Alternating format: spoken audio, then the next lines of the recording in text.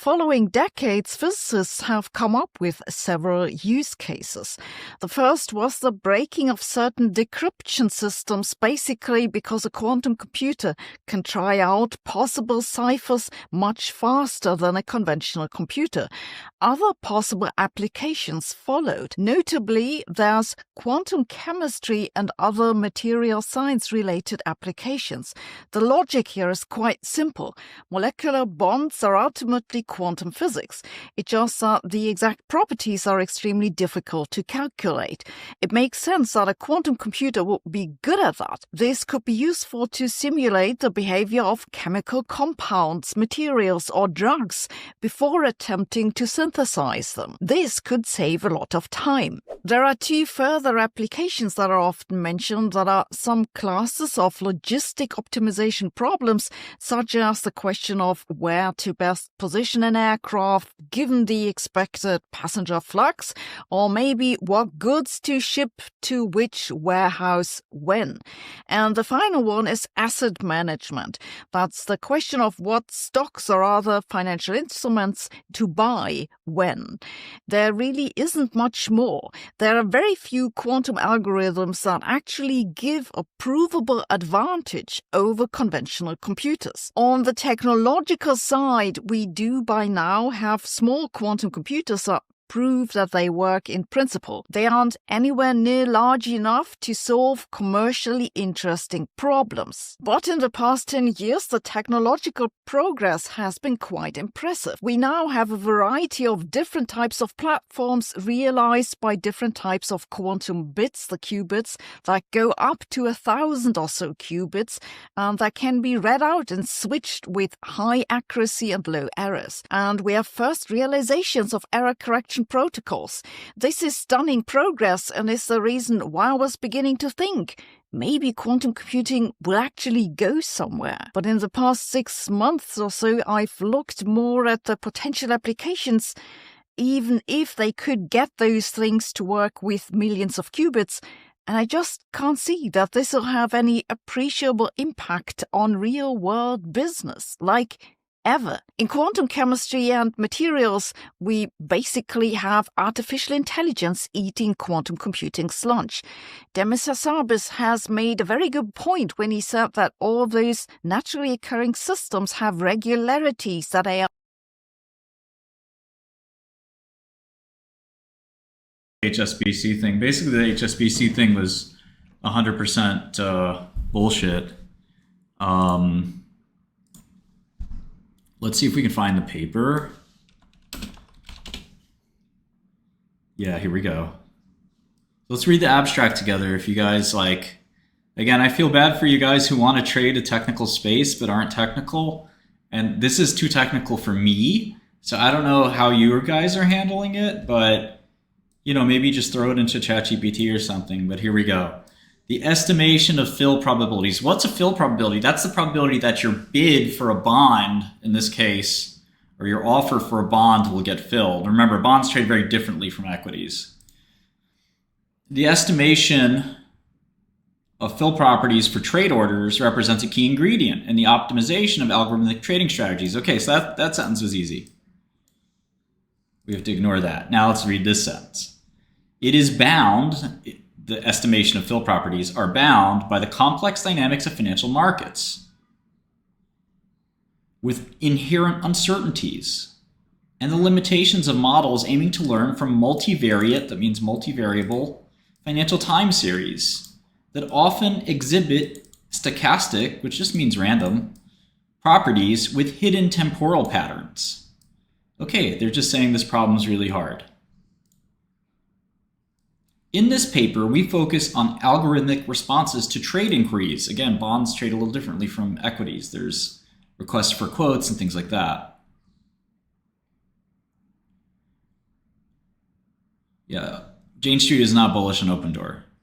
They don't have people that look at stocks, by the way, that decide whether stock's going to go up or down. All right, getting back to this. Yeah, that is the number.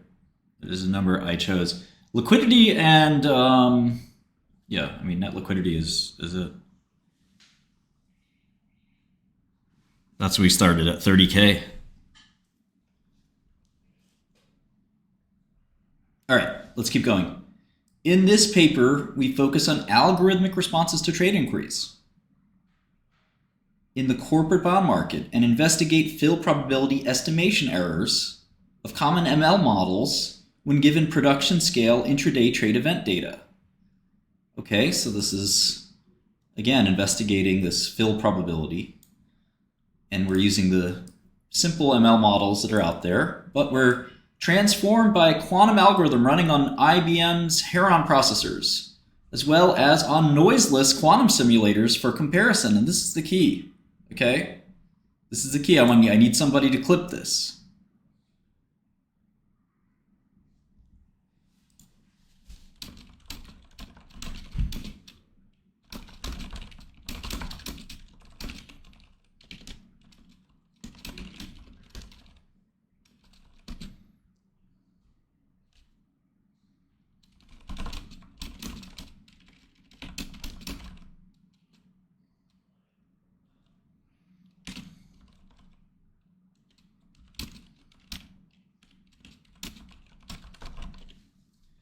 Sorry, I should have.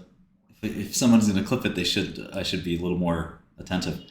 Okay, so this is the key thing here: is that they're comparing the IBM processor with a noiseless quantum simulator. That's the key: noiseless quantum simulator. Okay, I want you to understand that the IBM processor is noise. It's only 99.99% fidelity, right? But the noiseless is 100% fidelity because it's a simulator. It's not the real quantum chip. Quantum chip is imperfect, right? Whereas the noiseless quantum simulator is perfect. Okay, we introduce a framework to embed these quantum-generated data transforms as a decoupled offline component that can be selectively queried by models in low-latency institutional trade optimization settings. So, translation, we built the model. A trade execution backtesting method is employed to evaluate the fill performance of these models. We observe a relative gain of up to 34% in out-of-sample test scores for those models with access to the hardware, transform data over those using the original data, or transforms by noiseless quantum simulation. Wait a second. What does that mean? We observe a gain of 34% for models with access to quantum hardware transform data. That sounds great, but 34% better than what? 34% better than what, chat? Over the original training data. Well, that sounds good. That's what we're here for, right? Wait a second. What's the end of this sentence? What? Or transforms by noiseless quantum simulation?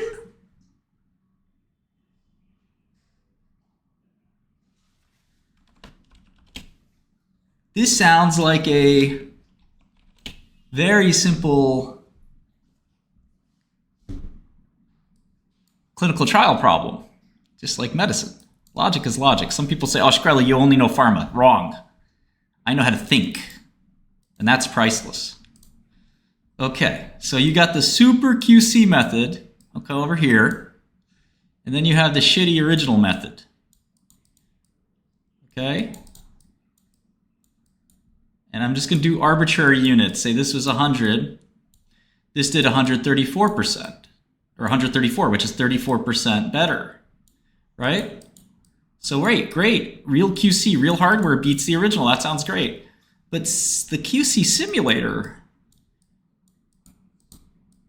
which is better than the quantum computer, because it has zero, right? It has zero errors. The QC simulator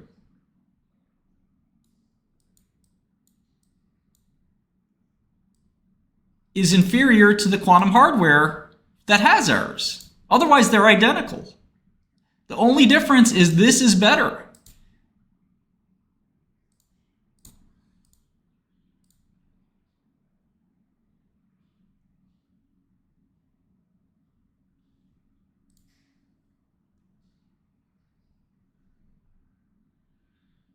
So this has to be better than the quantum hardware. But it performs not as well as the quantum hardware. The quantum hardware has noise. It can't be better.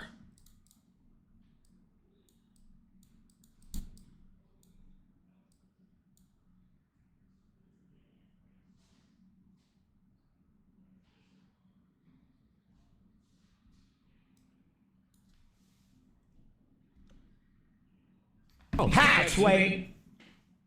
Hi, Sway. You ain't got the answers, man. You ain't got the answers. You ain't got the answers. You ain't got the answers, Sway. Hi, Sway.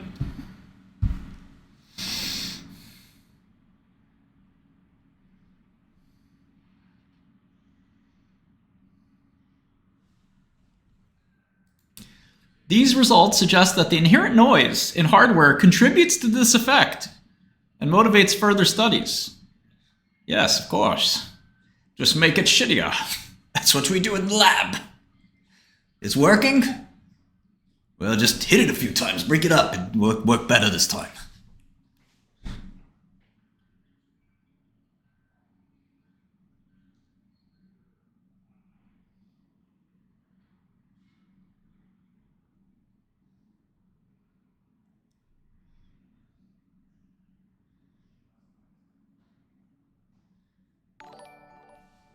I don't need to dump it into ChatGPT.